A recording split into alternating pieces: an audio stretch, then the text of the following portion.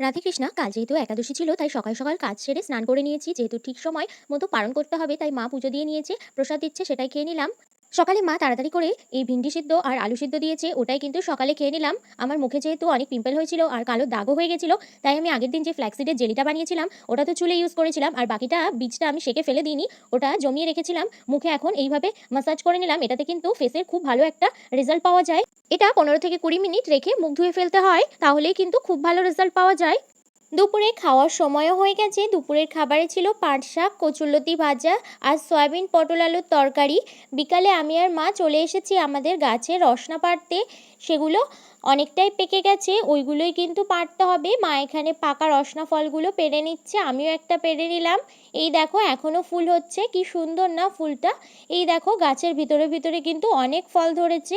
অনেকগুলো রসনা ফল এখানে আমরা পেড়ে নিয়েছি। এখন আমি রসনা ফলের জুস বানাচ্ছি। প্রথমে ফলগুলোকে ভালো করে ধুয়ে নিয়েছি। ধুয়ে নেওয়ার পর তারপর এখানে ছুরির সাহায্যে কিন্তু এক একটা করে ফল কেটে নিচ্ছি, আর চামচের সাহায্যে বীজগুলোকে বার করে নিচ্ছি। আর এইভাবে শাঁসগুলো আলাদা করে নেব।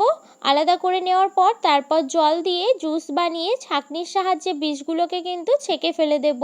তারপর তাতে পরিমাণ মতো জল, চিনি আর স্বাদ মতো বিট নুন দিলেই কিন্তু রসনা তৈরি হয়ে যাবে। আজ তাহলে আসি, আবার দেখা হবে নতুন কোনো ভিডিওতে। বাই।